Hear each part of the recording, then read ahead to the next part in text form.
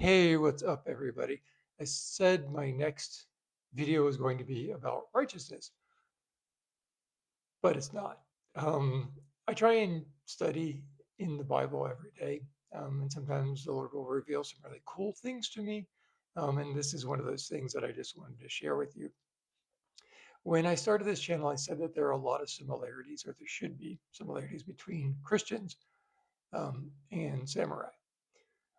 Uh, and that's something we're going to talk about in a lot of depth, as we move forward. Um, I believe in that so much that I actually recite the Samurai Creed to myself every morning when I get up. That's one of the first things I do, and every night right before I go to bed. And I want to actually share part of that creed with you right now and the biblical aspects of it. So part of the Samurai Creed is be determined and advance.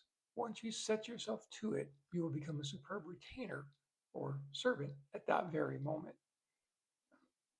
Another way I like to think of that is that success occurs at the moment of commitment, not at the moment of completion. So many times we tell ourselves, when we get to a certain point, then we'll, start to do a certain thing, or we'll be successful when we reach this certain point. I'll show you how scripture shows us that and confirms the Samurai Creed that success begins at the moment you commit, when you're determined and you advance. Um, so, first thing, commitment establishes success. Proverbs 16:3. Commit your work to the Lord, and your plans will be achieved.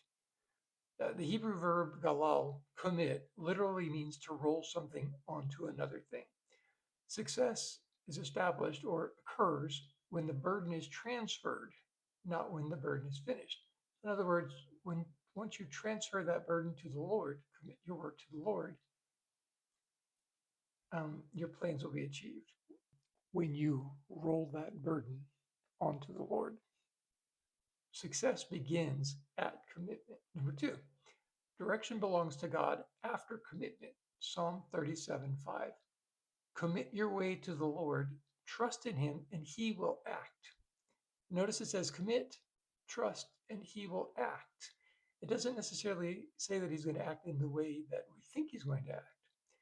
You commit the way, God determines the course. Number three, obedience without destination. Hebrews 11:8. By faith, Abraham, when called to go to a place he would later receive as his inheritance, obeyed and went without knowing where he was going. This is pure be determined and advance mentality. Abraham's success was not in possessing Canaan or becoming a great nation. He never saw those promises fulfilled. His success was in his obedience at the moment he made the commitment. Number four, God governs the path. Proverbs 20:24.